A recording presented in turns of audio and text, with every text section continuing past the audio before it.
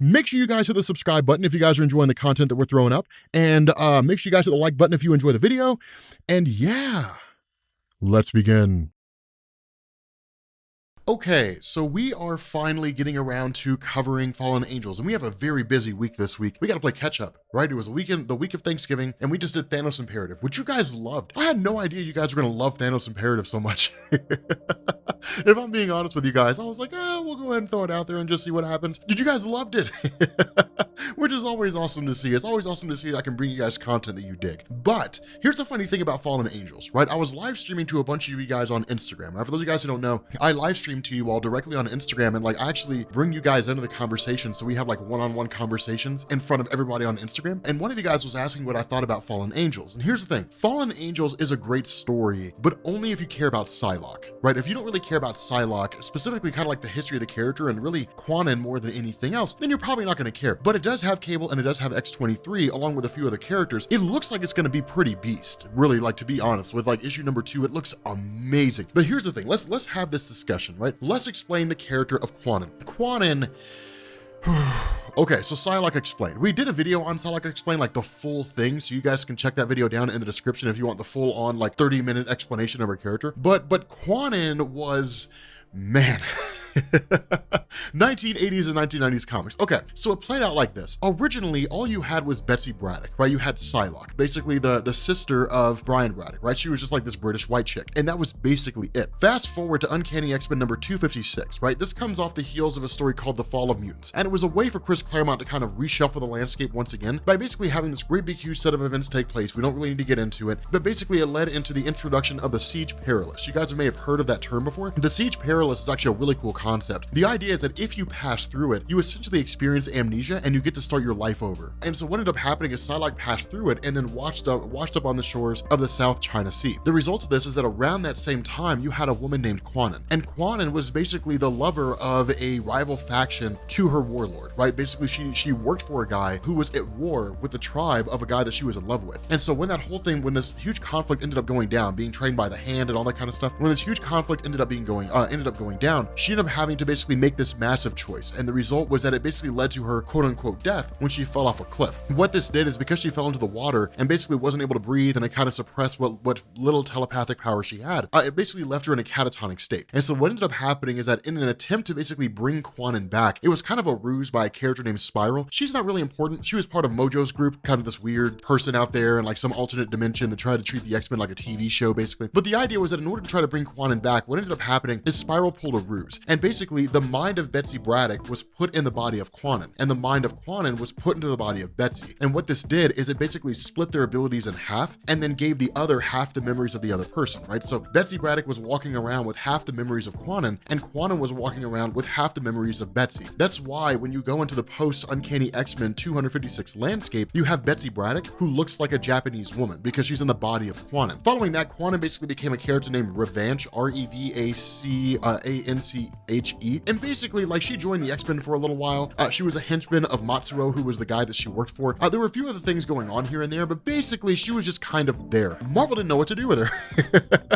Literally, you go read X-Men Volume 2, issue number 32 going forward, or really issue number 23 going forward, and like they didn't know what to do with her. They were just kind of like, she's there, and like she's kind of Psylocke, but kind of not. And like there were a couple of weird things that went on. She died and then eventually came back. Ultimately, Marvel cleared the air by essentially having her quote unquote killed off with the legacy virus, which was basically HIV for mutants. And then in turn, where she was resurrected and then basically destroyed. During the Hunt for Wolverine storyline, the bodies were eventually reversed back to the way they were supposed to be, right? So Betsy Braddock went back into her own mind and her own body, and Quanon basically went back into her own mind and her own body. It was kind of a long running event, right? Like it had taken a little while to get to that point. It was on its way, but kind of finished by the time you got to Hunt for Wolverine. But essentially that's how you end up where you are right now, right? That's the reason why you see what looks like Psylocke, and she's not actually Betsy Braddock. She's basically just Quanon. It's kind of setting things back to the way they were before. Now, Quanon and Betsy had met multiple times, right? And the first time they met, I want to say they actually got into a fight with each other. But it was kind of a cool little thing. Marvel was trying to toy around with it, right? Like Quanon was powerful powerful enough that like Jean Grey and Charles Xavier and like none of the telepaths could differentiate between the two. Wolverine's scent couldn't pick up on a difference, although eventually it did. It was kind of a weird little thing. But the reason why this matters is because in the midst of all this, where you basically have Quanon, that's what we're going to refer to her as. We're going to call her Quanon just to kind of make sure that you guys aren't really confused with, by calling her Psylocke, because that'll throw people off. But basically Quanon just kind of going through her whole telepathic process, and the result of this is that basically she's met by what appears to be the arrival of this being called Apoth, right? Like Apoth is simply a being that's coming. Now, the cool thing about this is that this is a wholly new character, right? And it's one of the reasons why stories like Fallen Angel is so cool, is because what it does is it's basically a fresh jumping on point. All you need to know is that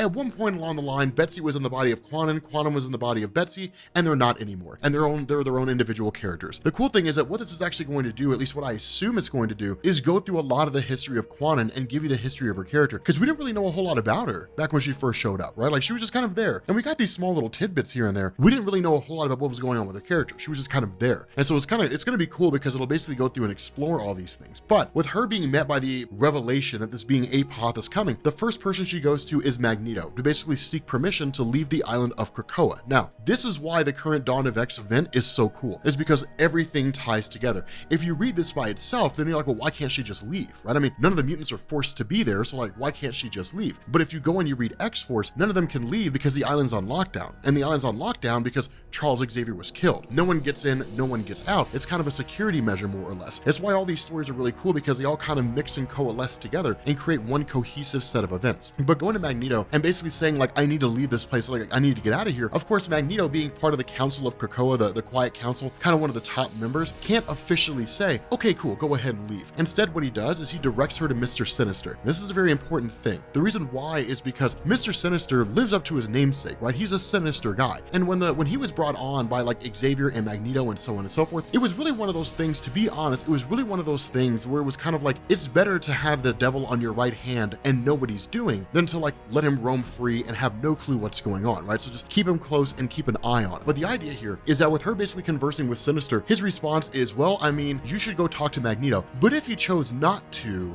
there's different people you could converse with and different people that you can basically go to that will help you find a way to get off the island, right? Like I can't necessarily tell you what to do, or I can't necessarily let you go. The cool thing about this is that he also kind of toys with her a little bit, because for the most part, Sinister's only real motivation, this is an important thing to understand here, Sinister's only real motivation with anything he does is the ability to gain freedom to experiment on the genetics of various beings who are out there to try to just create life or just kind of pursue his own goals, whatever the case is. That's one of the things to understand here, is that while you do have all these different members of the Quiet Council, while you do have Xavier and you do have Magneto and you do have Sinister and you have Apocalypse and all these different characters, for the most part, they still have their own goals and their own plans. It's not like everything they were doing before this got put on the back burner and is gone forevermore. They're literally just focusing on their own projects, and some of them are kind of doing it under the radar. With Sinister, that's very much the case. And so what ends up happening here is Quanon basically goes and ends up meeting with Cable and X-23. Now, there's a particular reason why these were here. If you go back and you read the old Uncanny X-Men stories with Laura Kinney, when she was really first introduced and spent some time on the team, she gained a kind of rapport with Quanon insofar as she loved the way that she fought, she loved her style, different things like that. It's why if you go and you read Laura Kinney's comics, the way she fights, the way she moves is very reminiscent of the old Quanon fighting style. It's like a ninja and different things like that. It's really designed to kind of follow in that mold. And so as a result of that, while they weren't necessarily like besties, they were certainly individuals who really helped the other become better. The other part of this is Cable, and Quanon actually had a romantic relationship with Cable for a time during the whole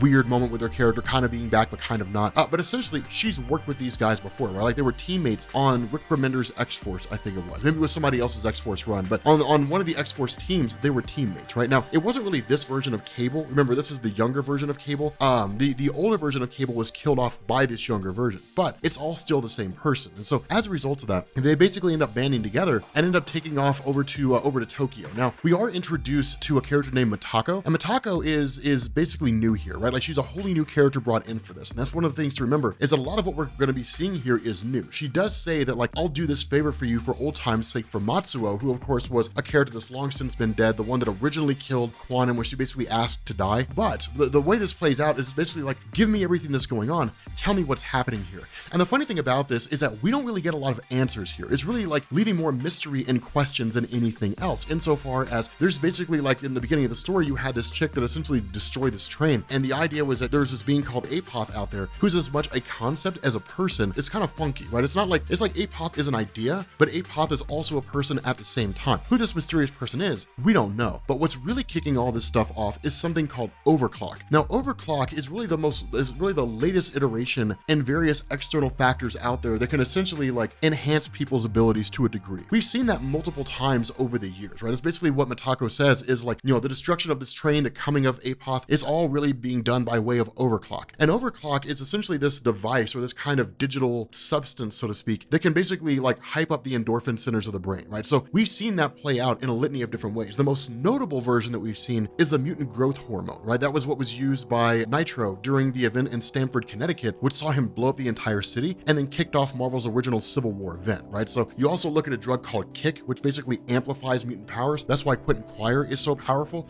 Different things along those lines, right? So it's just really the most recent iteration of this thing. The fact that it's digital means it's easily attainable, much easier than something like MGH or something along those lines. But the idea is that by basically trying to trace down these kind of directions, you know, where Apoth is hiding out, or at least where it's operating from, or at the very least, like the various forms and you know, I guess designs that it's using, it ultimately takes them to a place outside of Tokyo, Japan, where you basically have like all these little kids who are standing inside this giant room, and then they immediately kind of overdose, so to speak, on overclock, and all of them end up going out. Now, of course, this immediately starts to freak out Quantum because the possibility of her getting answers is all basically gone, but one kid is left standing, and Apoth speaks directly through this kid and says like, my time is coming. Like, as mutants, like, go back to your exile, go back to your island, do not stay here, like, do not be involved here, do not be in this place, right? Because the world is going to evolve, I'm going to lead it to a better future, stay out of the way or die. And it's a cool little ultimatum here because it's a great little tease. One of the worst things that could have been done in this story is if it had just been like, I am Apoth and I am revealing who I am, and now there's no more mystery or intrigue or anything like that. You know, that would kind of suck. With a story like this, it's designed to really refuse to answer questions, is really what it's for. It's designed to kind of say, hey, so there's some things that are going to be coming down the line. It's designed to pique your interest, to drive up your intrigue. And so it's kind of a cool little thing here because what ends up happening is ultimately, you know, with this kid kind of delivering the message of Apoth and then dropping over dead, in turn, once they get back to Krakoa, Quanon basically goes to X-23, she goes to Lord Kinney, she goes to Cable and says, get more people that can join our team. Because like you guys, as you exist now, you guys are basically weak, but I can make you strong. And that's a true statement, right? Because remember, Quanon was essentially taught all of her abilities by the hand. And the idea is that looking at pretty much all the other X-Men and all the other various characters who are here, while Lord Kinney is very capable, she's unpolished. While Cable himself is very capable, he's the younger version of himself, not the older, wiser, experienced one. And so with them being brought under the wing of Quanon, she will make them better. She will make them far more capable than they currently are. It's a huge assignment to be given, you know, a huge task to really undertake here, but they'll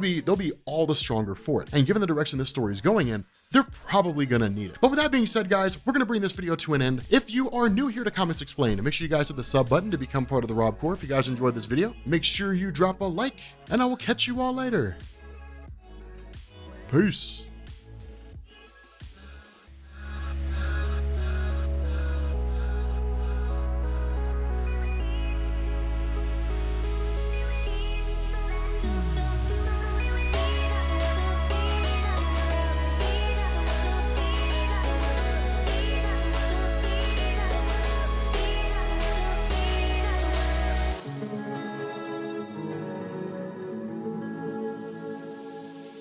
Thank you.